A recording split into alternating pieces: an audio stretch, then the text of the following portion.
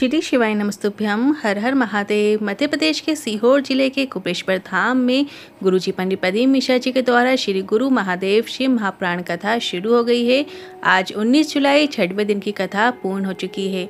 ये 7 दिवसीय शिव महाप्राण कथा है जो पूर्णिमा महोत्सव के अवसर पर 14 जुलाई से 20 जुलाई 2024 तक आस्था चैनल और यूट्यूब के माध्यम से दोपहर में 1 बजे से 4 बजे तक देखी जा सकती है। कल और परसों मतलब 20 और 21 जुलाई को पूर्णिमा की विशेष तिथि है और ऐसे में आपको कौन से विशेष मनोकामना पूर्ति उपाय करना है वो उपाय भी हम आपको इस वीडियो में करके बताएंगे।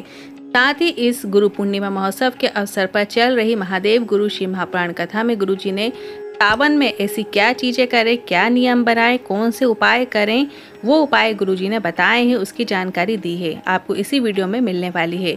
आज 19 जुलाई 6वें दिन की कथा में गुरुजी ने 11 उपाय पत्र उपयोगी जानकारियां दी हैं। सभी की जानकारी आपको इसी वीडियो के माध्यम से प्राप्त होने वाली है। किसी कारणवश यदि आपने आज की कथा नहीं सुन पाए हैं तो पूरी कथा का रास्ता तो आपको छोटे से वीडियो से प्राप्त होने वाला है।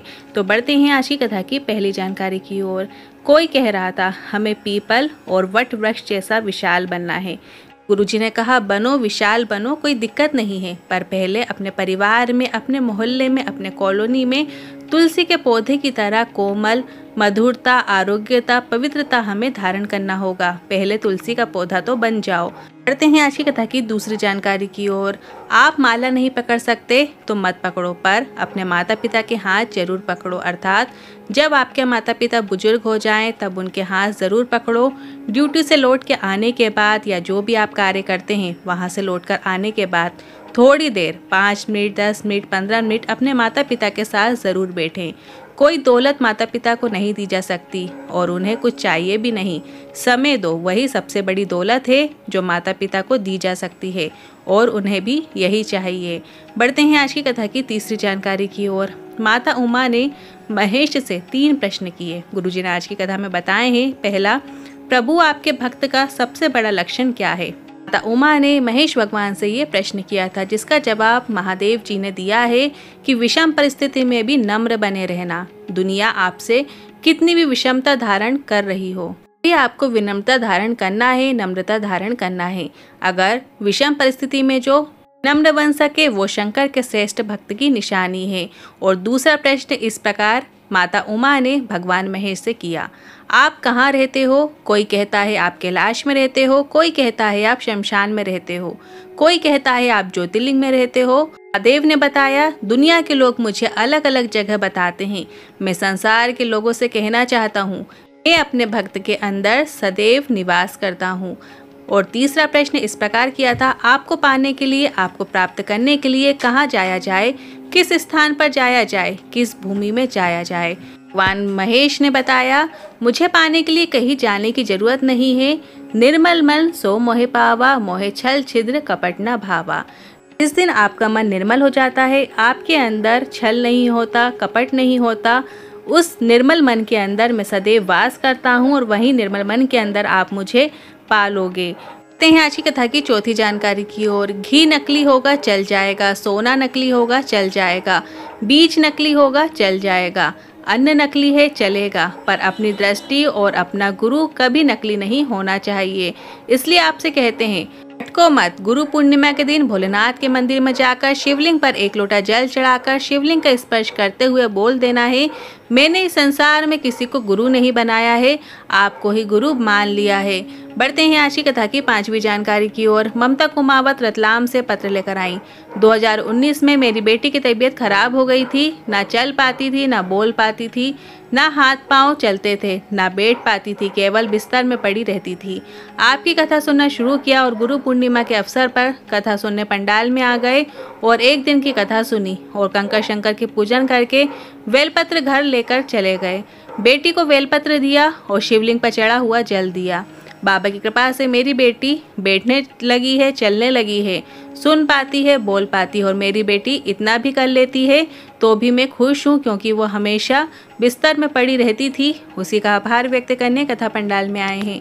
बढ़ते हैं आज की कथा की 6वीं जानकारी की ओर। दुनिया के लोग जब बदनाम करने को होते हैं तो वो केवल ये दिखाते हैं कि सीहोर वाला महाराज कहता है कि केवल बेलपत्र में शहद लगाकर उसे शिवलिंग पर चिपका दो, सफल हो जाओगे। पर पूरा नहीं बताते कि सीहोर वाला महाराज कहता है कि मेहनत भी खूब करो और साथ में शिव पर विश्वास रखो, तभी सफलता मिलेगी।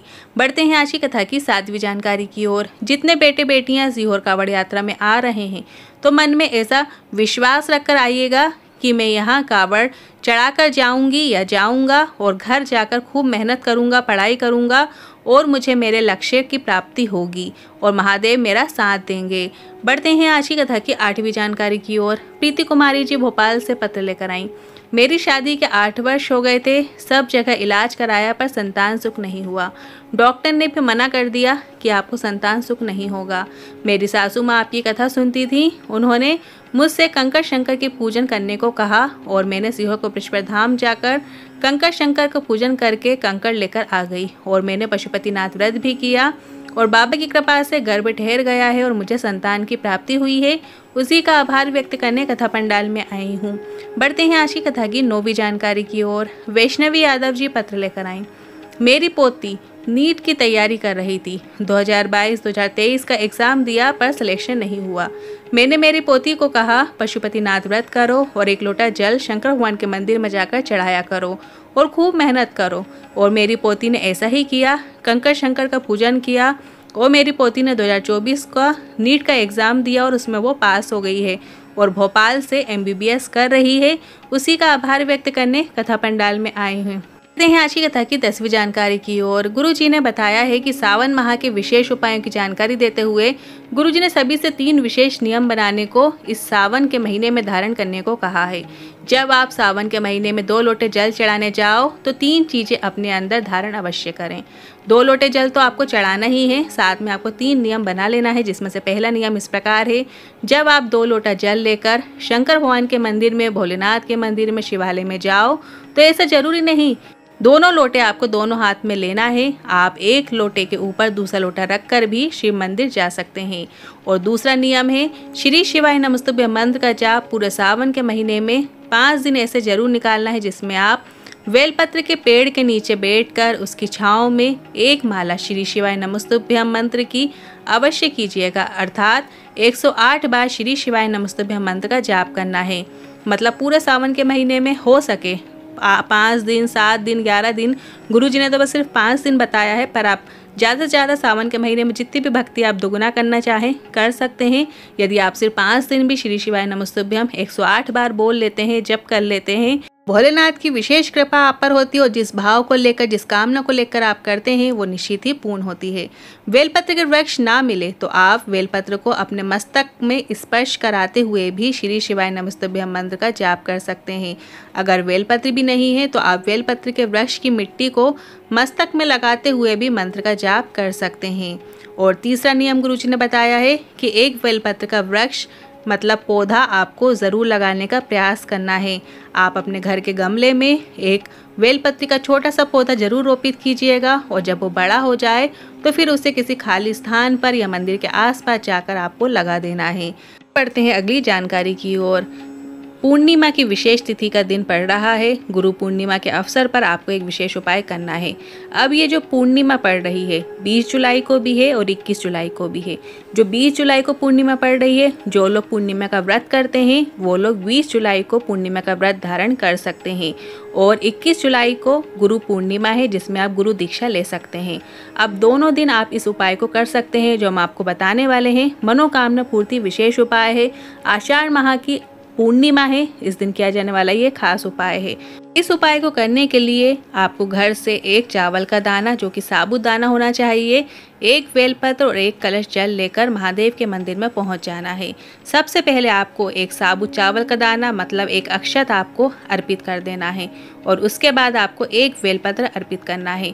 जब आप बेलपत्र अर्पित करेंगे, आप जहाँ से भी बैठकर बेलपत्र अर्पित कर रहे हैं, या तो वो आपसे ठीक विपरीत दिशा की ओर उसकी डंडी होना चाहिए या बेलपत्र की डंडी आप जलाधारी की ओर करते हुए अर्पित कीजिएगा। और इसके बाद चंद्रमौली महादेव का नाम लेते हुए, स्मरण करते हुए 1 लोटा जल आपको शिवलिंग पे अर्पित कर देना है। ये पूर्णिमा का विशेष मनोकामना पूर्ति उपाय है, जिसे आप किसी भी पूर्णिमा की तिथि में कर सकते हैं। और आप इस उपाय को 20 जुलाई और 21 जुलाई दोनों दिन में से किसी भी एक दिन आप इस उपाय को कर सकते हैं। जब आप चंद्रमौली महादेव का नाम लेते हुए एक कलश जल शंकर भगवान की शिवलिंग पर चढ़ाएंगे, उसके बाद अपने मन की कामना महादेव से बोलते जाना है और श्री शिवाय नमस्तुभ्यं मंत्र का स्मरण करते जाना है। के अंत में गुरुजी ने बताया कि कई लोग हमसे क्वेश्चन कर रहे हैं, सवाल कर रहे हैं कि हमने मिस कॉल दिए हैं पर मैसेज नहीं आ रहे हैं। सभी मिस कॉल इकट्ठे होने के बाद आज या कल से मैसेज आपको आने लगेंगे, जिसका नंबर इस प्रकार है 7438743338। इस नंबर पे आपको मिस कॉल देना है और आप विठलेश्वर सेवा समिति सीहोर कुबरेश्वर धाम से जुड़ जाएंगे और आपको सीहोर वाले महाराज की जो आगामी कथाएं हैं उनकी जानकारी प्राप्त होगी। साथ ही शिवरात्रि पूजा और जो आगामी जो पूजाएं होती हैं, कौन सा दिन कब पड़ रहा है, उसकी भी जानकारी आपको मैसेज के माध्यम से मिल जाएगी। तो आप इस नंबर पर मिस कॉल ज़रूर दीजिएगा 7433374338। और आज की इस वीडियो से संबंधित मतलब जो उपाय हमने बताए हैं उनसे संबंधित मन में कोई सवाल है, क्वेश्चन है तो आप कमेंट के जरिए पूछ सकते हैं। वीडियो थोड़ा भी उपयोगी लगा हो तो वीडियो को लाइक करके कमेंट बॉक्स में हर हर महादेव ज़रूर टाइप कीजिएगा। साथ ही हमने एक व्हाट्सएप चैनल बनाया है जिसकी लिंक हमने कमेंट बॉक्स में पिन कर दी है, आप उस व्हाट्सएप चैनल से जुड़ सकते हैं। हर हर महादेव, श्री शिवाय नमस्तुभ्यम।